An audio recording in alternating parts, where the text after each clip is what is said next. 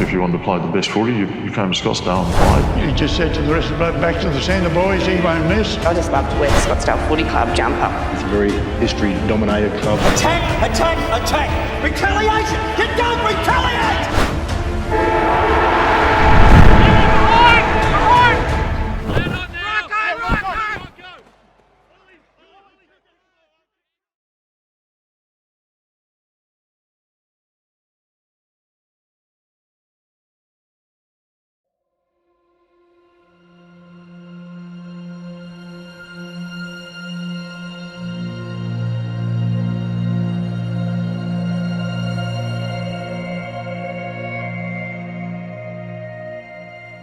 Here with the former Scottsdale star, Greg Martin. Greg, good to see you, and must bring back some memories coming into the club rooms here. Do you get along much, and do you watch much footy nowadays? Not a real lot these days. It's more or less relaxed time for me now, but I've spent a lot of years over here, but no, it's good to be back and see the old photos on the wall here. It looks really good.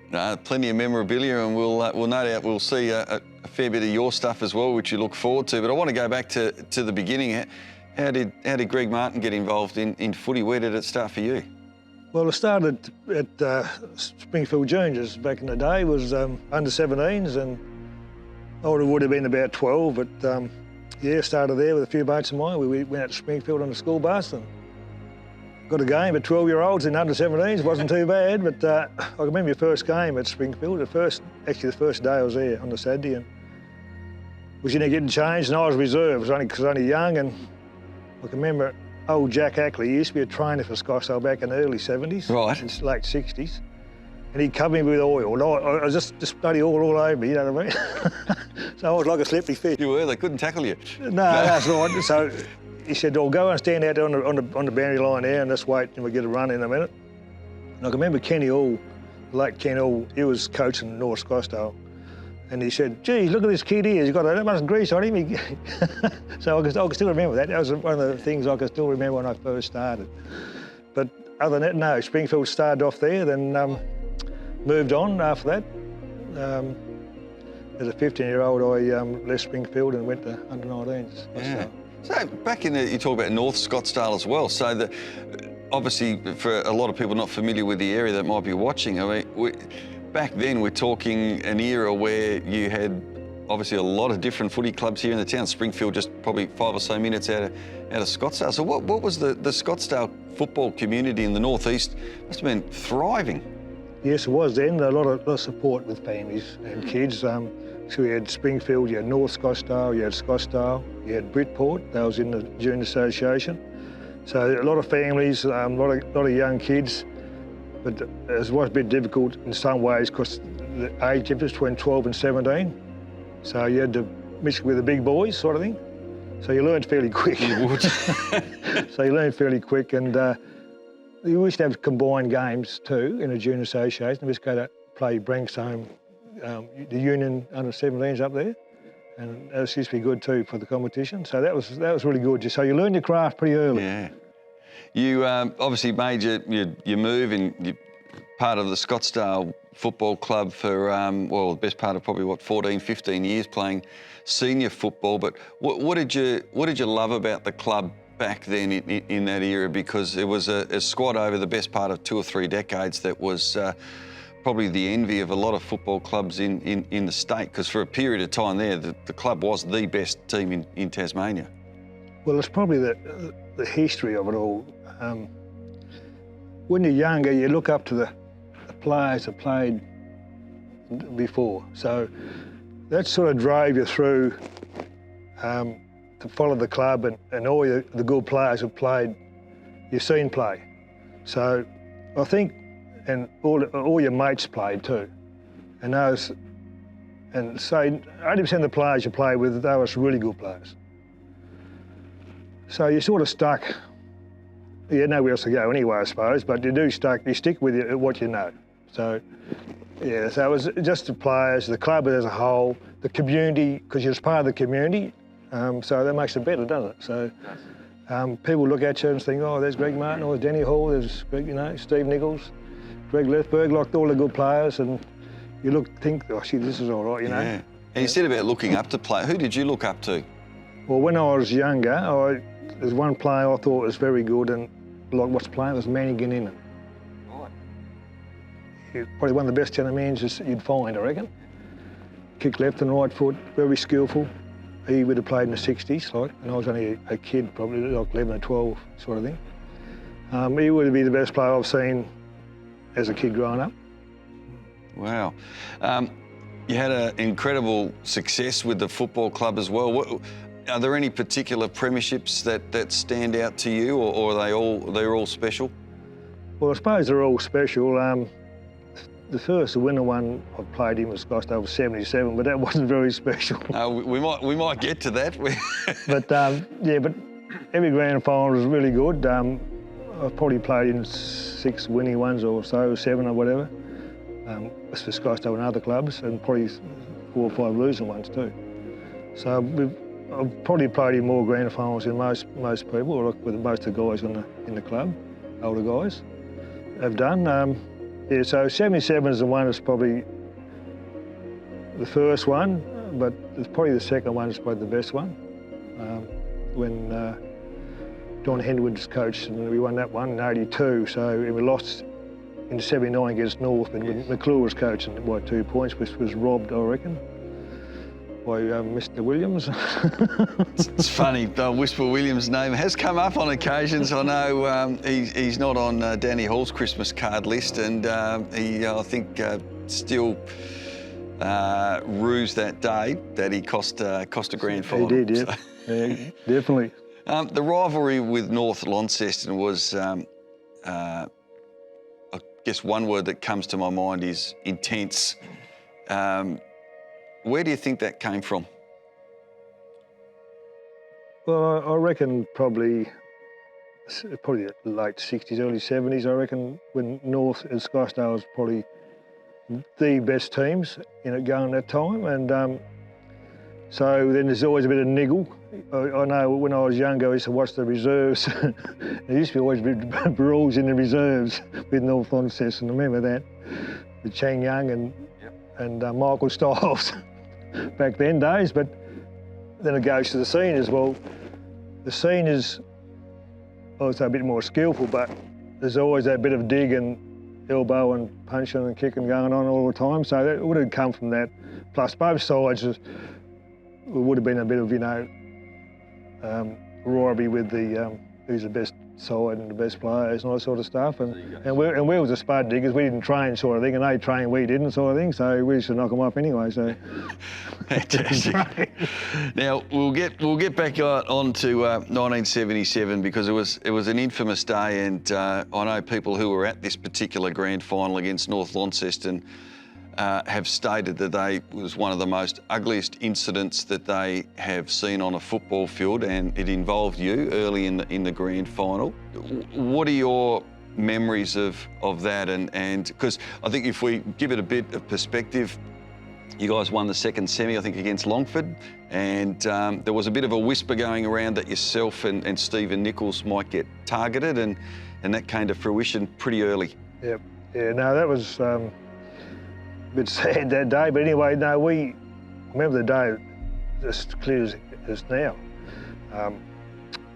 The game started, the ball was kicked up their half back, and they've drove back down to the wing, and I was on the wing near the East Launceston club rooms them days, and I took the mark on the chest. I took 2 steps back, and I remember just getting a round arm in the cheekbone, knocked me out for about a minute, broke my cheekbone, and then I'd sort of come to a bit, then the game sort of progressed. And I was running around like a donkey with head cut off, so I didn't know where I was, but I was still getting a few kicks sort of thing. But then I ran through centre half back and grabbed the ball near the pack, and then I just felt this right arm punch the face, and I was knocked out. So I woke up probably about 10 minutes later going around the railway wing on the stretcher. And the people were saying, gee, look at the blood coming out of him, you know what I mean? So I was out cold, just woke up probably just then. So we had 10 minutes at least before I come out of it. Then I was sent up to General Hospital, and I spent a few days up there, and sort of I missed out the celebrations. You did, yeah. I was pissed off, I tell you. I was really happy about that. But But yeah, that's what happened. So, yeah, so mentally it didn't do me any good, put it that way. And it's something that we were talking a little bit earlier off camera. It's something that has stuck with you for all this time. Years, yeah. All my footy career, that sort of haunted me, you know what I mean? Mentally it doesn't do you any good. As a young bloke, getting knocked out twice, it makes you think whether you want to come back. And the year after, I didn't think I was going to come back. The summer, and I did keep on playing, but I lost my edge for about 3 years, I reckon. Right. So I reckon, as I was playing really well in '77, I went backwards 3 years. So I wasn't as good a player then as I was later. But then I picked up again in the '80s. Yeah, and you played through to '86, I think, is when was your last season, and a lot of people don't like talking about themselves, but you're an absolute star of the football game and a star of Scottsdale. But if you look at that era, you were part of an incredible team. Who were some of the standouts for you within your club? Within that team, well, there'll be only probably the 4 players I played with most of my career. There'll be Danny Hall, Stephen Nichols, Greg Lethberg, or even Chris Woods, centre at full back, a very good player. Then you've got Janie Dennis coming in later, then Mark Coniston. So you've got all those players. You've got Tubby Gillespie, which he was a champion, very underrated, centre half back for his size. So all those players, you really couldn't pick a better mob of players that could play football, really. And Scottsdale was very lucky to have those players. And one common theme we hear is how much the club actually did for the town as well. Like when premierships were won, everyone would gather in the main street. And what was it like back then? Oh, unreal. Yeah, unreal. Yeah. Only it felt like I said, part of the town. And yeah, no good. It makes you feel, you know. Look, Greg, it's been great to catch up, and thanks for coming back into the Scottsdale Football Club. You don't know where to look with all the history that we've got in this room, but your career was amazing. We're glad that you've shared a bit of it and a bit of your memories of the Scottsdale Footy Club. Thank you. Been a pleasure, thank you.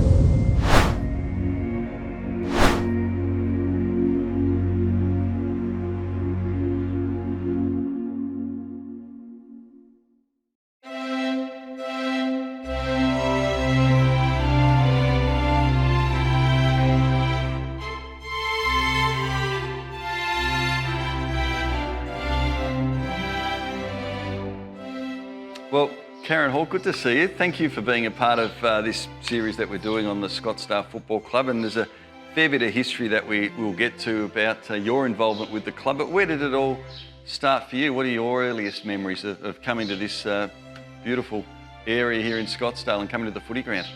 I think growing up in Branksholme and the NEFU, we were always involved in football and netball, and it just became part of your life growing up. So I moved down here to start work, and it just seemed a natural progression to follow the local boys and check out all the hot guys at the same time. As you do with that. As you do. Yeah. Found one too, which is even better. There you go, fantastic. We'll get on to that, but we won't jump too far ahead, but it does bring communities together, doesn't it? And particularly the northeast. I mean, obviously with the NEFU having gone 4 or 5 years ago now, but back then in its day, it was the rivalry was there, but there was always, I guess, friendly banter. What was on the field stayed there, and I guess it's important that people may not see nowadays as much is that you can all have a drink after the game. There must have been a lot of friendships formed as well. I think so. My memories of my grandmother, you know, in the kitchen cooking the salves and that sort of thing, and then coming here and see those sort of similar things. And of course, that sort of really helped with understanding how, say, the Queen Quest worked or the footy clubs worked, with everybody getting in and cooking their cakes and doing their thing. So, beautiful segue, Karen, into the Queen Quest, because 1973 was a massive year for Scottsdale, winning that state final against Cooey down at West Park. And we've caught up with a few of the legends, at Stephen Nichols and Danny Hall and these guys about that era. But there was another very important competition off the field, and that is the Queen Quest. Now, you were, you don't be offended when I say this, but it's approaching 50 years next year that you actually took out that. But A lot of people today, the competition, I guess if we call it that, doesn't exist anymore. So for those people, tell us a little bit about the Queen Quest, why you wanted to take part and you winning it and what that did, I guess, not only for you, but for the club ultimately as well. I think I was approached. I work for Jeanette Lethborg, Rex's wife, is at the salon, so she approached me earlier on, and my mum used to do these sort of fundraisers at Branksome, so it just seemed a natural thing to get involved. And the footy club had such a great year, those few years, so there were a lot of people around willing to help. So it didn't take long for that committee to form, and away we go. We had a lot of fun. And what benefit did it bring ultimately, I guess, to the club as well? Because that, I guess, the reward is for you, but there's a big reward there for the football club. I guess so, but to me it was just for me, I guess, being caught up in that year. Yep. You know, I was very fortunate that the club was very strong, and we had a lot of support in the whole northeast and, you know, outside. So you know, I had a great lot of support there.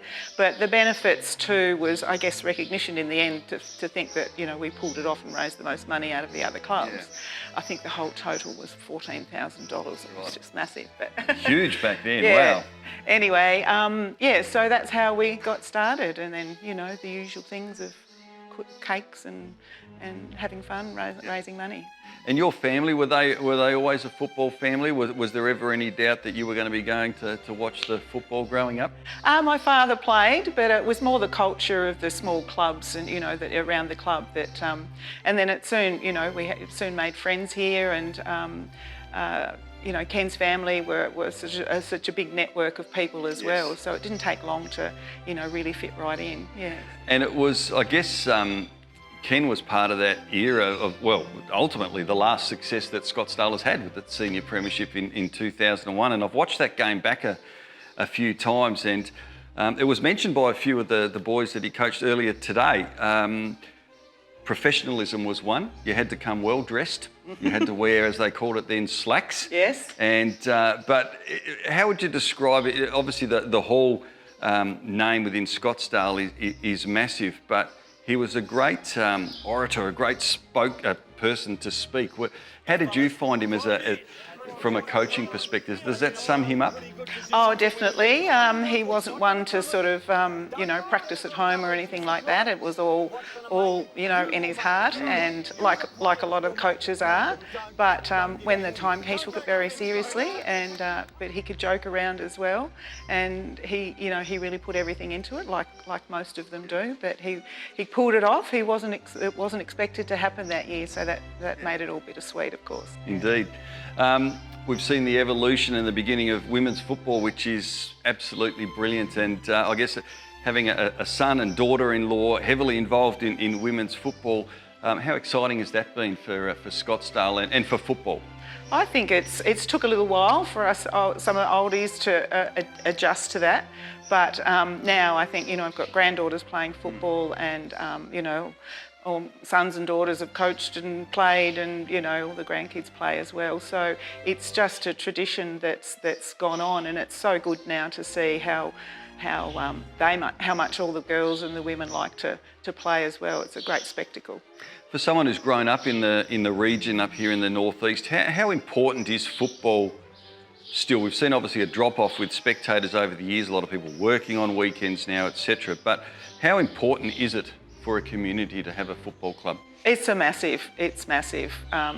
We've just followed that all the way through, and you can see the benefits. You know, now that in my later years, you can sort of reflect on how it has held people together. You know, it's provided employment for some people to come. Unfortunately now, you know, people commute, but they commute for all other jobs as well. But when you've got such a strong, proud club like this one, it's only natural that we would want to see it to go on for as long as possible. Indeed. Just finally, touched on it before, 50th anniversary coming up in 2023. Not only of the state premiership, but you winning the Queen Quest.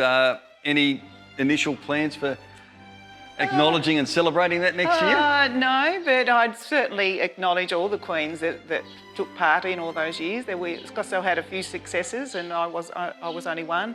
You know, as Cable mentioned, our daughter was in 1998, I think it was. So it's maybe it's an opportunity to get all the Queen and the committees together. It's something we might think about. Have you still got the gown? Still got the gown. It's in the dress-up box. The grandkids wear it quite often. I said, oh, I remember that dress. Well, we look forward to hearing about it. But lovely to catch up with you and to meet you. Thank you for what you've done for the Scottsdale Football Club, and look forward to getting an invite to that celebration. Yeah, well, next we'll see what happens. Thanks. Thanks, Rick. Come on. Morning. Righto. Georgetown have had 80% of the play. Why? Because we're second to the footy.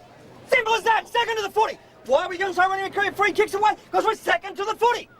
Retaliation. Retaliation will get you every time. Every time retaliation will get you. When you did that over there, Manuel, right? Retaliation. You don't retaliate. But it's all collective. It's all one thing. We're all part of it. But don't lose sight of, fellas. Don't lose sight. If you're not first to the football, you'll be starting to retaliate like we did earlier. Don't retaliate. You know very well that's a problem when we do it. Don't retaliate. Right? Pick the ball up, back, hands up, on the mark. Straight away, and look him in the eye. Get across, working all the time, but being persistent about it. Third quarter, 15 minutes. It's not going to be easy. It's going to be hard, but play hard. Be moved. Come on. Tackle hard. Good voice, good teamwork, good comradeship will win us the game. Let's work it together.